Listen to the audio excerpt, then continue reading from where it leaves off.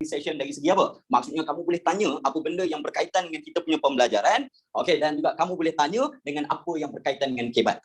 Jadi kita nak buat soalan kebat. Okey, jadi kalau kita lihat dari segi situ, okey, saya nak bertanya dengan anda lah soalan-soalan kebat ni. Okey, jom kita tengok tingkatan 4. Yes, kita akan fokus pada soalan-soalan yang berkaitan dengan tingkatan 4. Okey, jadi hari ini kita nak buat sesi kita nak buat apa sebenarnya? Okey, jadi kita nak menerangkan kepada anda semua apa benda yang patutnya kamu buatlah. Okey, jadi kita buat sedikitlah. Jadi pada siapa yang baru join, okey, kita nak buat apa? Kita nak bincangkan, menjawab apa yang dipanggil sebagai soalan-soalan yang berbentuk kebat. Jadi kalau kita tengok soalan-soalan yang berbentuk kebat ni, okey, soalan yang sangat-sangat ditakuti oleh pelajar tapi sebenarnya okey tak susah pun. Jadi kita lihat dari segi apa? Okey, soalan kebat. Contohnya kalau lihat nak jawab soalan kebat okey. Jadi soalan-soalan kebat saya suka nak ajak anda semua okey. Kalau nombor 1 okey, apa tips? Kita kena tahu apa benda tips-tips untuk menjawab apa yang dipanggil sebagai soalan-soalan kebat. Jadi tips-tips menjawab soalan kebat yang ni merupakan benda yang ramai orang yang dia tak tahu. Okey, bila dapat soalan dia menggelabah. Okey, jadi benda yang paling penting soalan-soalan kebat ni ini secara umum lah. Okey, di mana nombor 1 kita benda yang paling penting nak menjawab soalan kebat ni, nombor 1 kamu kena buat apa? Baca soalan. Okey. Yang ni yang paling penting. Okey, baca soalan dulu. Okey, jadi ada yang cakap sir ni dia betul takkanlah saya dalam exam saya tak baca soalan. You'll be surprised. You'll be surprised. Sometimes, okay, kita baca soalan tapi kita tak really baca soalan. Betul atau tidak?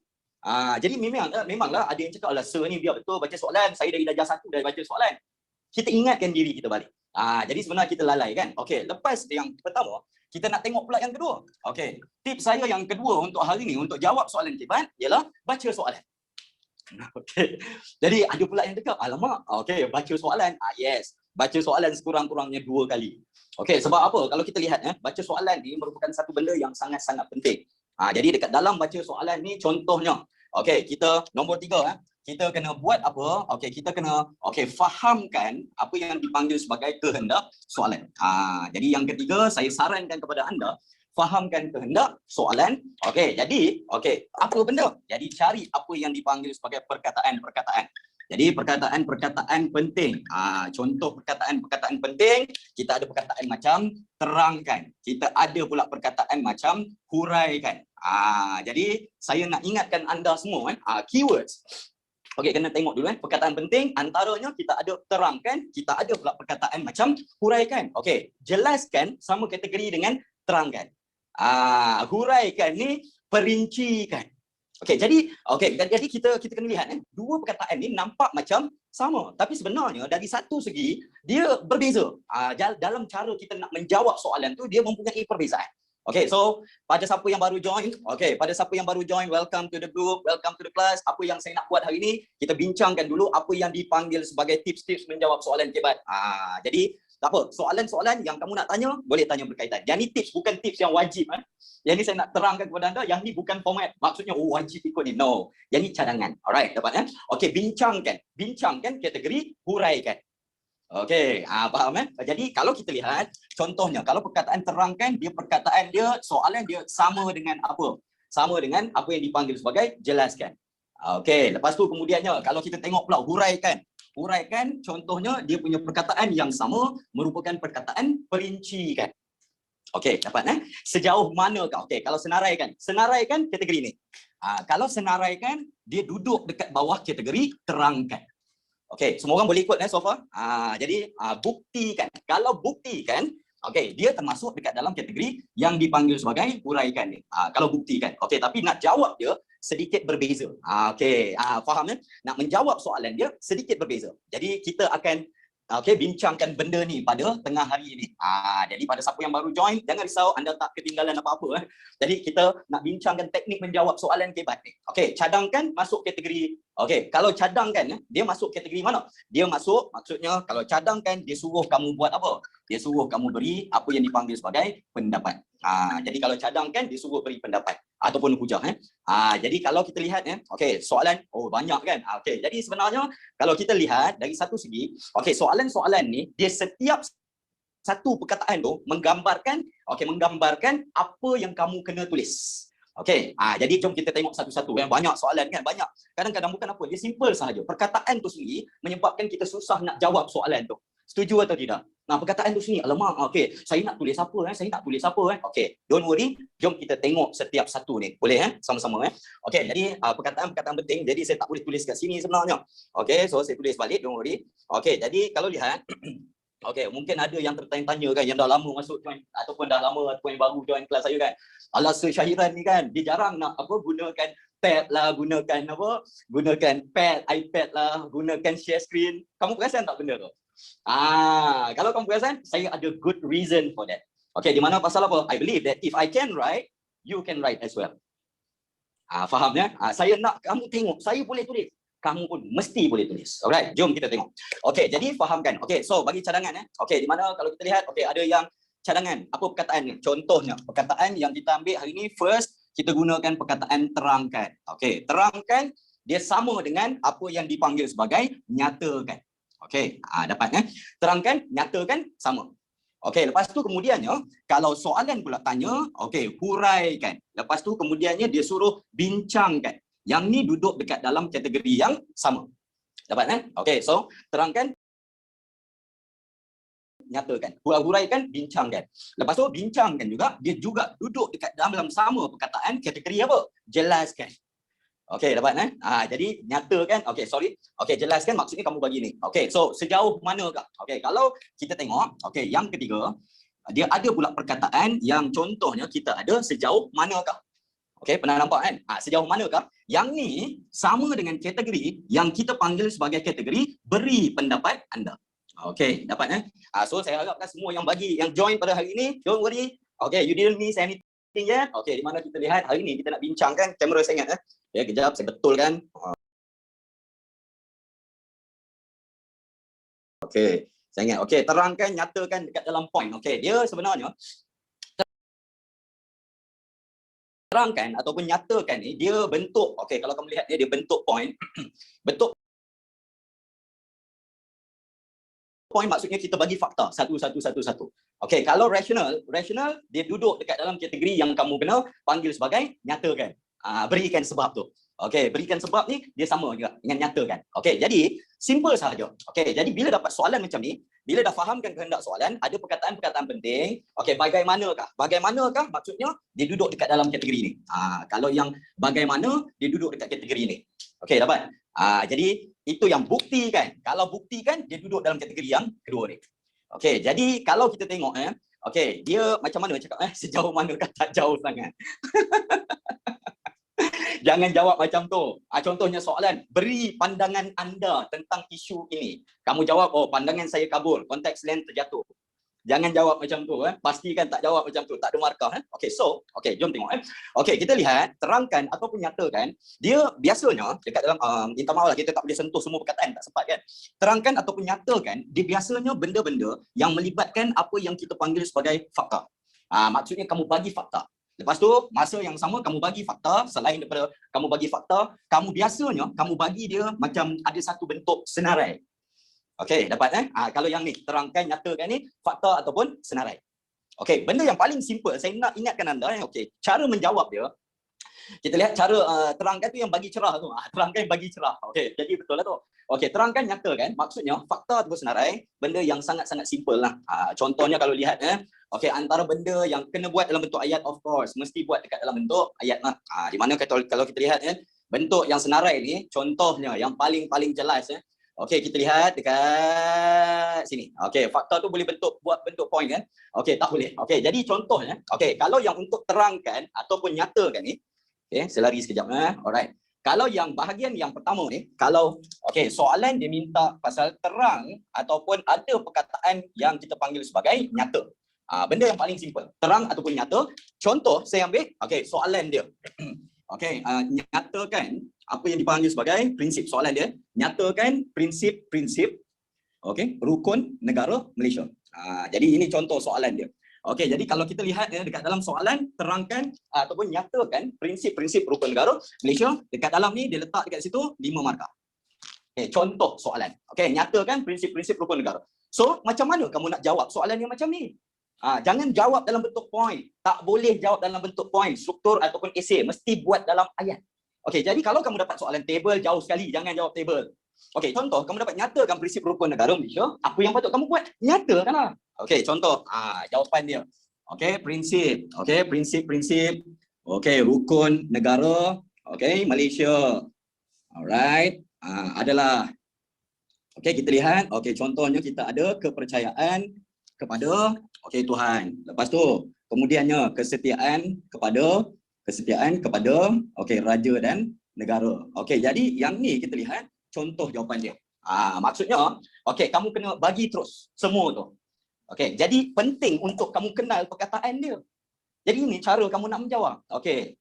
Jadi kalau dia dah letak point, terus tulis kena bagi berapa fakta. Jadi kita dah tahu prinsip rukun negara ada berapa. Ini esei dan struktur, cara menjawab dia sama. Okey, jadi penanda wacana dia tak wajib. Kamu boleh tulis terus macam ni, tak ada isu.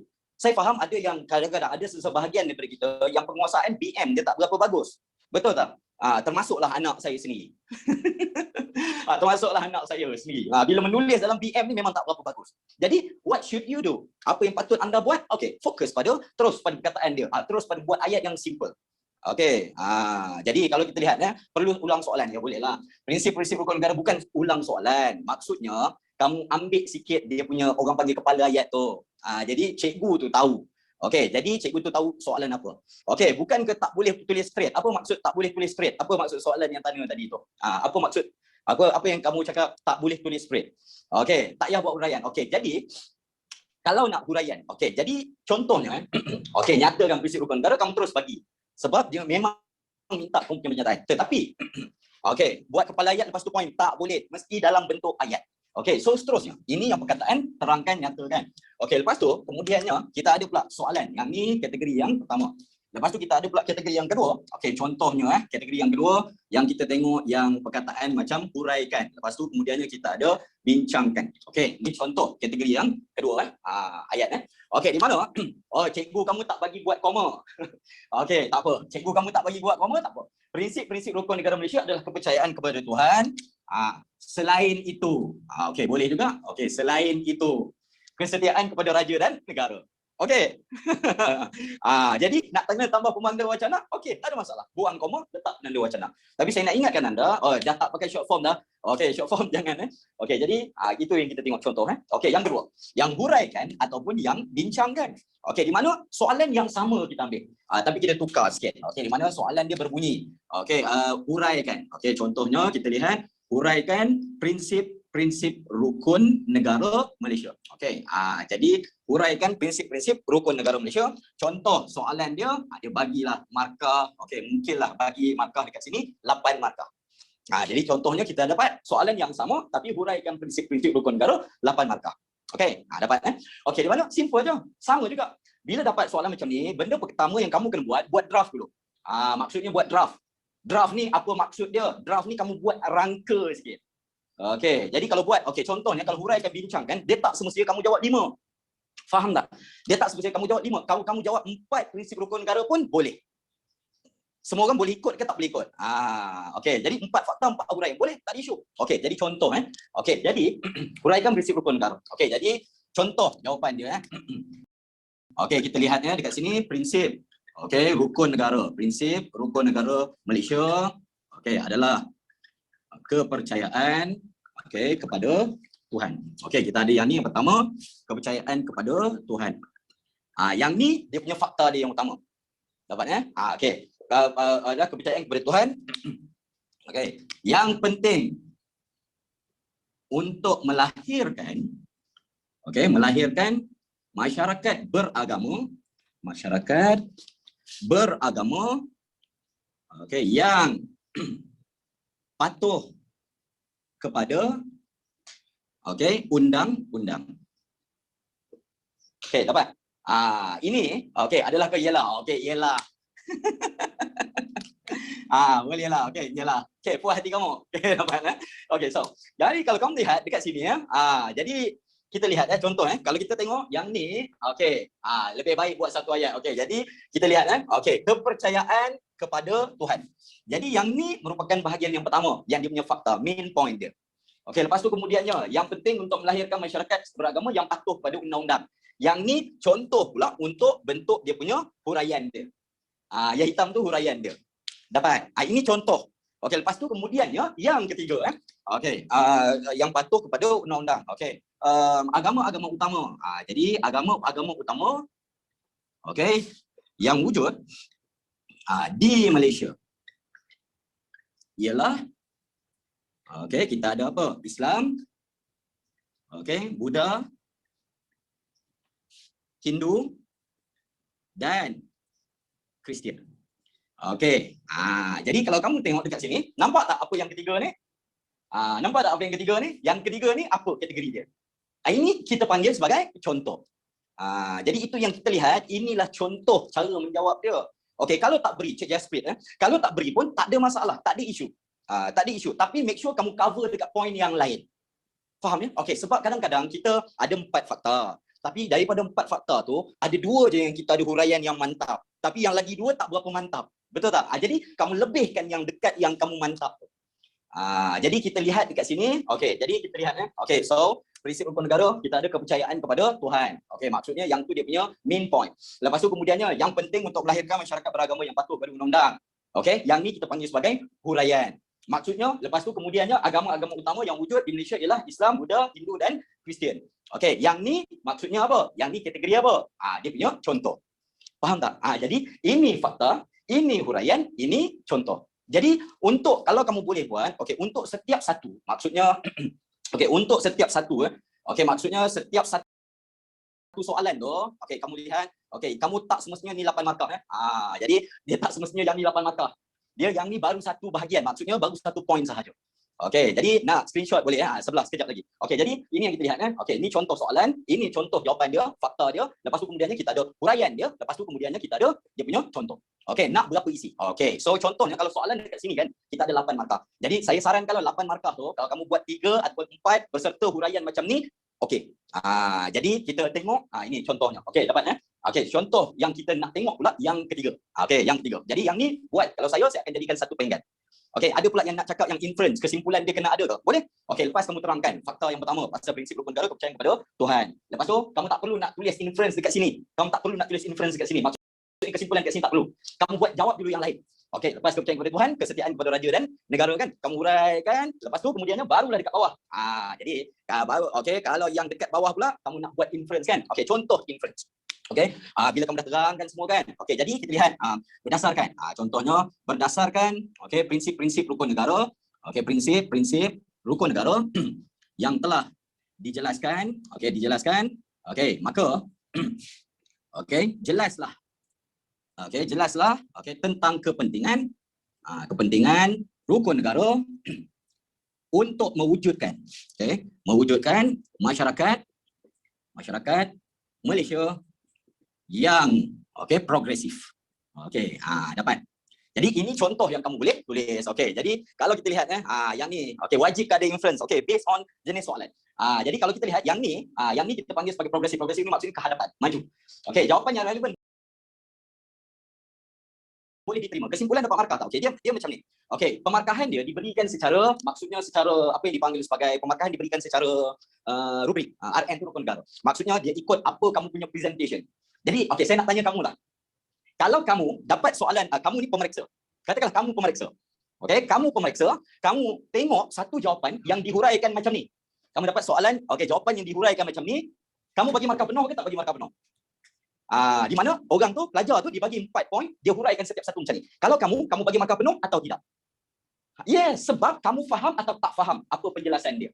Faham tak? Okey, simple je. Ladies and gentlemen, anak-anak yang dikasihi, letakkan dekat dalam baju jemalah anda, letakkan dekat sini. Okey, kalau kamu baca soalan tu, kamu faham dengan jelas, maka itulah markah penuh dia. Jadi kalau kamu baca macam separuh faham jawapan tu, maksudnya okey, pemeriksa tu akan bagi separuh jawapan. Separuh markah. Jadi itu yang dipanggil sebagai pemarkahan secara rubrik, secara holistik. Maksudnya dia patutlah, apa yang patutlah? Patutlah kamu dapat markah sikit sebelum ni. Betul tak? Sebab kamu jawapan tu cikgu sendiri baca, dia tak berapa faham. Jadi itu yang kita kena fahamkan, yang pemarkahan dia mesti ikut kamu punya baik atau tidak jawapan tu. Okey, dapat jadi itu yang kita lihat. Okey, ada yang nak screenshot? Okey, nak screenshot silakan. 5 4 3 2 1. Okey, dapat. Cuma saya nak ingatkan anda, okey, di mana yang ni baru satu. Maksudnya kamu kena letakkan mungkin 3 ataupun 4. Jadi kamu kena letakkan 3 ataupun 4. Jadi kalau lihat, okey, saya ambil yang prinsip rukun negara ni sebab apa? Ada pelajar tingkatan 3, tingkatan 4, ada pelajar tingkatan 5 kan. Jadi prinsip rukun negara ni dia general. Maksudnya semua, okey, semua boleh jawab kan, semua orang boleh tahu.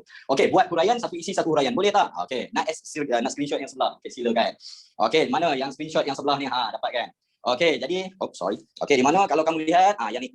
Okey, dapat. So 5 4 3 2 1. Okey, yang sebelah tadi sana dah Okey, jadi kalau kita lihat sebenarnya dekat dalam kita punya jawapan exam ataupun jawapan tu, pastikan anda buat apa? Okey, jadi anda buat apa? Anda jawab ikut kehendak soalan. Jadi kamu jawab ikut kehendak soalan. Maksudnya kalau dia bagi kamu tanya, okey, kamu ditanya lepas tu kamu jawab dengan baik, maksudnya markah tu akan jadi baiklah. Okey, nak screenshot. Okey, 5 4 3 2 1. Okey, lepas tu ada pula nak screenshot sana. Last. Okey, so ni Okey, last cepat. Okey. 5 4 ya. 5 4 3 2 1 dapat Okey, jadi kalau 8 poin tapi tak ada huraian. Okey, dia simple Dekat dalam pemarkahan, SPM, kamu kena faham dekat dalam pemarkahan SPM, okey, dia punya pembahagian markah, maksudnya pemberian markah, dia ada nota untuk pemeriksa. Maksudnya nota untuk pemeriksa ni dia ada dia punya kriteria. Di mana kalau kita lihat, okey, dia ada nota, maksudnya pemeriksa tu dia akan tahu. Dia macam skema jawapan dia. Okey, jika huraian diberikan dengan baik. Lepas tu contoh-contoh diberikan tepat. Dan dihuraikan dengan baiklah in general, sila bagi markah penuh. Itu nota dia. Lepas tu kemudiannya ada pula, okey, yang tu yang 8 markah penuh.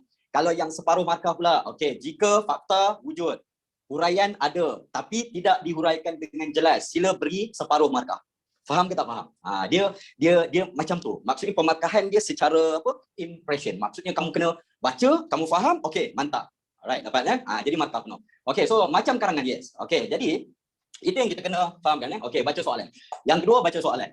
Okey, lepas tu kemudiannya fahamkan kehendak soalan. Kata penting yang kita dah tengok tadi. Okey, jadi nak berikan pula pendapat. Mungkin kalau kita tengok berikan pendapat. Jom kita tengok 4 markah jawab 1 atau 2. Kalau 4 markah kamu jawab, okey, 4 markah bagi 2 poin cukuplah. Okey, dapat jadi okey, yang ni dah ambil semua orang tadi. Semua dah ambil okey, so dah ambil boleh saya padamkan. Okey, jadi saya nak ambil pula seterusnya. Okey, masih pada soalan yang sama. Okey, nak cepat-cepat. Okey, essay struktur sama je. Essay struktur cara jawab sama, lebih kurang je. Okey, dapat. So habis saya padamkan yang ni Okey, jadi katakanlah kita dah habis pasal yang huraikan ataupun yang bincangkan. Okey, jadi mungkin pula ada yang tanya, sir, saya nak tahu pula macam mana cara nak jawab soalan kalau dia minta supaya berikan pendapat. Jadi ada yang ketiga pula Okey, bagi isi lebih dari markah, tak ada isu. Nak bagi isi lebih dari markah tak ada isu. Cuma kamu kena consider, kamu kena fikir satu benda. Kalau kamu tulis terlebih, masa tak cukup. Dapat jadi boleh guna benda yang saya ajar ni, boleh guna untuk struktur, boleh guna untuk esei. Cuma struktur pendek, esei panjang. Faham tak? Contoh macam ni lah. Okey. Soalan struktur lagu Hindi. Dapat? Lagu Hindi. Dil tu pagal dil di mana Faham? Okey, soalan struktur merupakan soalan lagu Hindi. Manakala kalau kita lihat okey, soalan esei ni merupakan movie tersebut. Movie tersebut. Jadi daripada A sampai B, Inspektor Sahab. Dia cakap, okey, jadi kita tengok daripada awal sampai habis, tembak-tembak bisum. Itu cara menjawab soalan esei. Tapi benda yang sama Okey, dapat. Okey, next. Jom kita tengok contoh yang ketiga. Okey, jadi yang ketiga pula. Okey, jadi contohnya yang ketiga. Okey, berikan pendapat anda. Contohnya, okey, tentang berikan pendapat anda tentang kepentingan. Okey, tentang kepentingan rukun negara dalam pembentukan masyarakat. Okey, dalam pembentukan masyarakat yang maju. Okey, dapat. Ni contoh soalan yang seterusnya. Okey, jadi kalau kita tengok contoh soalan ni 6 markah. Contoh soalan 6 markah. Jadi kalau kita lihat, berikan pendapat anda tentang kepentingan rukun negara dalam pembentukan masyarakat yang maju. Okey, jadi macam mana cara nak jawab? Okey, kalau saya dapat, okey, saya suka saya ingatkan pelajar-pelajar saya. Okey, kelas saya dah sampai bab 5. Kami masuk bab 6 this week. Kelas saya Okey, saya akan buat draft dulu. Okey, apa yang saya akan tulis? Saya akan ambil kertas foto, saya akan list down. Okey, so saya akan list down. Nombor 1, kita ada kepercayaan kepada Tuhan. Okey, rukun negara. RN ni rukun negara. Sorry ya. Okey, RN ni rukun negara. So sama soalan. Okey, di mana saya akan listkan. Okey, kepercayaan kepada Tuhan, kesetiaan kepada raja dan negara, keluhuran, perlembagaan, kedaulatan, undang-undang. Betul tak? Okey, listkan dekat tepi based on prinsip rukun negara, kamu jawab ni. Boleh kon? Based on prinsip rukun negara, kamu jawab yang ni. Jadi okey, yang pertama kepercayaan kepada Tuhan kan. Okey, so dapat berikan pendapat anda tentang kepentingan. Okey, jadi teruslah kaitkan dengan yang pertama. Jadi contohnya okey, nombor 1. Okey, apa rukun negara penting. Okey, rukun negara penting. Okey, kerana okey, kepercayaan kepada Tuhan. Kepercayaan kepada Tuhan akan membentuk okey, masyarakat yang patuh. Patuh. Ya dapat? Lepas tu terangkanlah sikit kerana. Okey, kerana semua agama okey menganjurkan okey perkara yang okey kehidupan yang baik. Dari segala segi. Okey, dapat? Yang ni point dia yang pertama. Lepas tu kemudiannya saya letak ke huraian. Dapat? Okey, agama menganjurkan kehidupan yang baik dari segala segi. Okey, sebagai contoh masyarakat yang beragama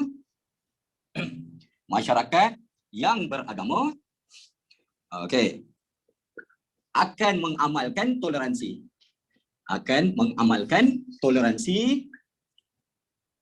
okey serta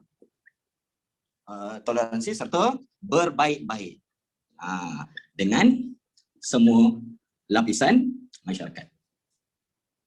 Okey, semua nampak ke tak nampak? Okey, jadi kalau kita lihat dekat sini, okey. Jadi, okey, nampak tak? Ini poin yang nombor 1. Tapi terpulanglah pada kamu macam mana kamu nak olah dia. Okey, jadi yang ni tak ada. Yang ni tak ada bab Cik Mus. Okey, mungkin ada baru join. Yang ni saya tak bincangkan ikut mana-mana bab. Yang ni cuma kita bincangkan cara menjawab, teknik menjawab soalan KBAT. Jadi tak apa, tingkatan 4, tingkatan 5, teknik dia sama sahaja. Di mana kita fokus hari ini kepada prinsip rukun negara. Jadi yang ni contoh yang kalau lihat, okey. Jadi berikan pendapat anda tentang kepentingan rukun negara dalam pembentukan masyarakat yang maju. Okey, jadi kepala ayat saya tak letak, kamu letaklah sendiri. Okey, jadi soalan esei, jawab soalan esei. Ini contoh soalan esei. Jadi kamu boleh tulis okey, kepala ayat pada siapa yang banyak nak tertanya kan. Okey, kepala ayat ambillah dari sini. Kepentingan rukun negara dalam pembentukan masyarakat yang maju. Okey, ialah kerana kepercayaan kepada Tuhan akan membentuk masyarakat yang patuh. Kerana semua agama menganjurkan kehidupan yang baik dari segala segi. Huraian. Sebagai contoh, masyarakat yang beragama akan mengamalkan toleransi serta berbaik-baik dengan semua lapisan masyarakat. Jadi, kalau kamu lihatnya, okey, macam mana contoh huraian mantap pada siapa yang tanya tu, inilah contoh huraian yang mantap. Jadi maksudnya, okey, kalau guna dekat tasawuf lah, dipersilakan. Okey, kepala ayat tu wajib ke? Tak, dia tak wajib, tapi digalakkan. Okey, digalakkan. Kerana cikgu tu akan tahu apa jawapan kamu tu untuk soalan mana. Okey, so adakah ini 6 markah? No. Ini belum 6 markah lagi. Kita tak sempat nak tulis mula sampai habis. Ini belum 6 markah. Ini baru saya ambil berapa poin? Baru 1 poin. Jadi, okey, terangkan sikit lagi. Okey, jadi yang kedua kamu ambil pula. Contohnya kamu nak ambil kepercayaan kepada Tuhan. Kesetiaan kepada raja dan negara. Okey, jadi tulis pula. Selain itu, kesetiaan kepada raja, saya contoh selain itu, kesetiaan kepada raja dan negara akan mewujudkan masyarakat yang mengikuti sistem pentadbiran negara. Jadi, kerana patuh kepada pemimpin penting untuk memastikan pemimpin dapat melaksanakan perkara-perkara dan pemerintahan dengan baik. Sebagai contoh, apabila kerajaan telah menyediakan program vaksinasi, maka kita sebagai rakyat mestilah mendaftar untuk program tersebut. Okey, faham tak? Jadi benda yang kalau kita lihat kan, jawapan ni ada tak dalam textbook? Come on, don't lie to me. Ada tak dalam textbook jawapan dia? Tak ada. Jawapan dia dah ada dalam diri kamu masing-masing. Sini dan sini. Okey, dapat Okey, nak langkau. Okey, boleh tak ada isu kamu nak langkau. Saya suka kalau jawab 1 poin dan huraian ni 1 peringkat. Dapat jadi jawabkan dia dalam 1 peringkat. Okey, jadi berapa nak jawab? Kalau diikutkan, kalau kepentingan rukun negara, tak semestinya kamu nak kena jawab 5. Faham Tak semestinya nak kena huraikan 5. Sebab kalau kamu huraikan 5, setiap satu ni panjang dia macam ni, kamu takkan cukup masa. Faham kan? Jadi yang ni saya tunjukkan the most extensive. Maksudnya jawapan yang paling panjang boleh jawab. Jadi katakanlah kamu nak jawab yang lebih pendek dari ini, boleh, tak ada isu. Okey, jadi contohnya, kamu nak bagi 3 isi 3 huraian 2 contoh. Boleh. Kalau macam ni, okey, yang ni dah boleh dapat separuh. Maksudnya dah boleh dapat 3 markah. Dapat ya? Dah boleh dikira sebagai 3 markah dekat sini. Okey, jadi itu yang kamu kena macam mana cakap. Jawab soalan esei, dia satu benda yang sangat-sangat subjektif. Jadi kalau kamu nak bagi satu isi 5 huraian, okey, yang tu tak cukup. Saya ulang sekali lagi, kalau kamu bagi satu isi 5 huraian, Cik Penggu Rao tanya. Very good question. Satu isi kamu nak bagi 5 huraian tak cukup. Sebab apa? Sebab pemeriksa akan menganggap kamu tak faham keseluruhan rukun negara.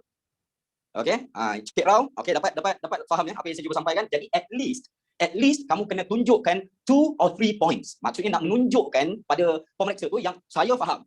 Jadi saya sedang bagi tahu dengan cikgu apa yang saya faham. Okey, dapat ya? Okey, tapi macam ni, ada pula yang ada huraian, tak ada contoh. Ada contoh, tak ada huraian. Itu pula apa isu dia kan? Tak ada isu, tak ada masalah. Kalau kamu ada satu point, kamu ada huraian, just bagi huraian tanpa contoh. Tapi ada pula the other point yang kamu ada contoh tapi tak ada huraian. Tak ada masalah. Tapi kamu campurkan jawapan tu untuk menghasilkan satu jawapan keseluruhan yang mantap. Okey, dapat jadi kalau 8 markah minimum berapa isi? Kalau 8 markah kamu nak huraikan, saya cadangkan minimum 2 isi. Kalau 6 markah macam ni pun 2 isi minimum. Tapi 2 isi minimum tu mesti lengkap dengan huraian, mesti lengkap dengan contoh. Jadi itu yang saya. Okey, berapa markah? Biasanya 8 markah maksimum lah. Dan juga dia pendapat dia. Okey, so boleh ya, siapa yang nak screenshot silakan. Okey. 5, 4, 3, 2, 1 ya. Okey, tulis 6 isi tak ada huraian tak boleh. Mesti tulis dengan huraian. Sebab huraian ni dia menunjukkan kamu faham ataupun tak faham kehendak soalan ya. Okey, boleh saya padam ya. Okey, boleh saya padam ya. Okey, so seterusnya. Dah habis ya. Okey, jadi bila kita lihat pula ada pula satu lagi kategori. Di mana ada pula satu lagi kategori yang kita buat apa yang dipanggil sebagai perbandingan. Jadi kalau tak ada contoh tak apa. As long as ada huraian ya. Okey, jadi kalau kita tengok berikan, okey, ada pula yang kalau soalan nyatakan tapi kamu huraikan. Okey, itu pun tak ada isu, cuma kamu terlebih jawablah. Faham tak? Kalau dia suruh nyatakan tapi kamu huraikan, okey, jadi kamu terlebih jawablah. Kesimpulan tak wajib. Jadi maksudnya macam kamu nak bunuh nyamuk, ada seekor nyamuk, kamu nak bunuh nyamuk, kamu bawa keluar bazooka. Babu, tembak nyamuk. Mati tak nyamuk tu? Mati. Sekali dengan kamu mati. Faham tak? Jadi okey, kamu nak bunuh nyamuk, senanglah. Buat apa? Tampar. Faham tak? Dia dah cukup efektif. Okey, jangan terlebih jawab. Sebab tu yang saya terangkan dekat awal-awal tadi, itu yang saya bagi tahu dengan anda. Cuba buat apa? Fahamkan. Benda yang paling penting, kamu kena fahamkan dulu kehendak soalan. It takes time. Baca soalan, fahamkan soalan. Okey, dapat kan? Okey, so seterusnya. Okey, boleh saya teruskan? Jadi 8 mark, 4 poin 4 huraian boleh. Okey, so 8 marks, 4 points, 4 huraian, good enough. Very good. Okey, tapi katalah kamu tak ada. Alamak, I couldn't find 4 points to write. Tak apa. Ambil berapa poin? 3 poin, tapi kamu bagi ekstra huraian, bagi ekstra contoh untuk cover up the other point yang kamu lacking. Dapat kan? 3 pun cukup. Yes. Dapat kan? Okey, so seterusnya. Jadi sejauh mana Sejauh mana pula? Okey, sejauh mana? Okey, jadi kamu kena faham yang sejauh mana sama macam ni. Sejauh mana sama macam ni. Jawapan dia. Okey, contoh saya tukar. Sejauh manakah kepentingan rukun negara dalam pembentukan masyarakat yang maju? Sejauh manakah kepentingan rukun negara dalam pembentukan masyarakat yang maju? Jadi inilah jawapannya. Jadi dia penting. Okey, next kita nak buat apa? Perbandingan. Jadi perbandingan dapat Okey, jadi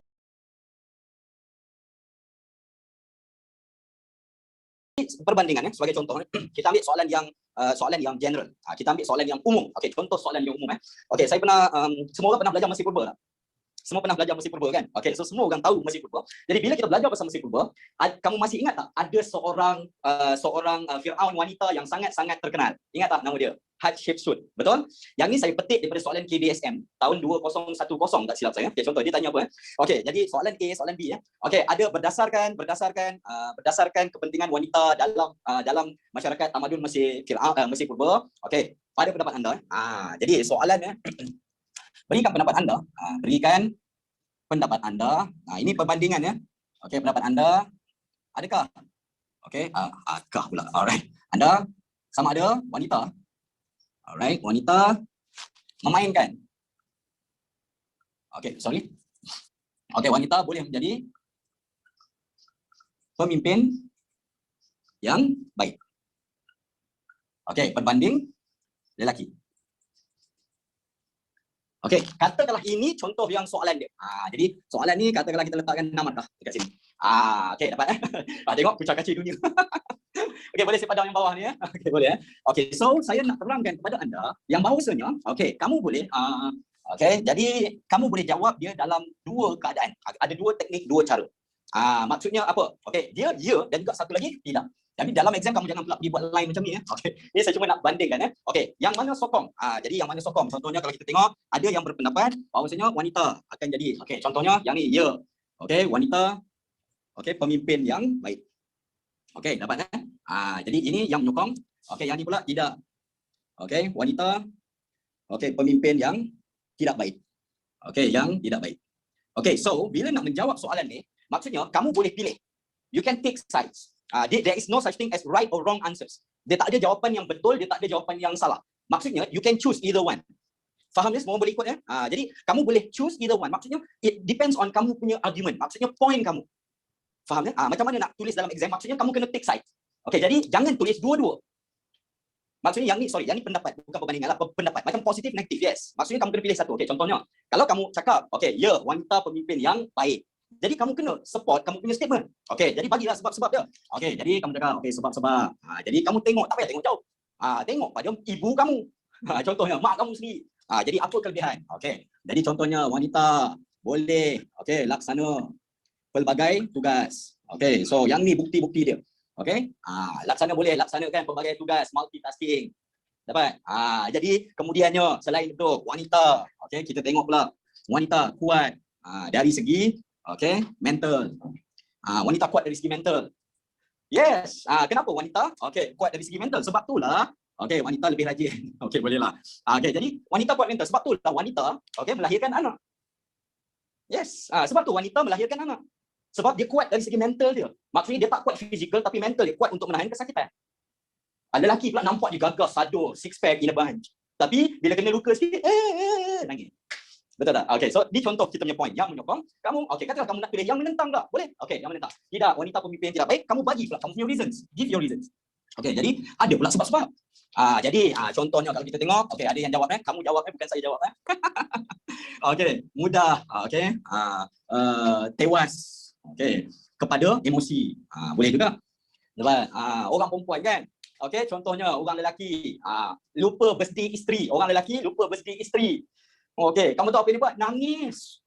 Kenapa nangis? Okey, simple je.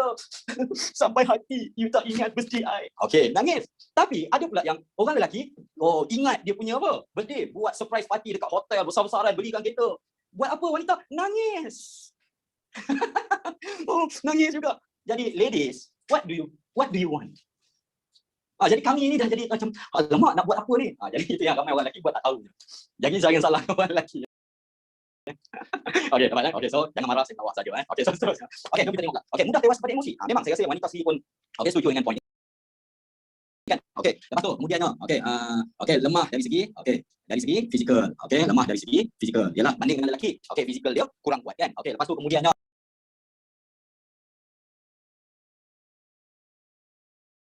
okey, yang matang ni, sebenarnya kalau kita lihat mudah tewas pada emosi, lemah dari segi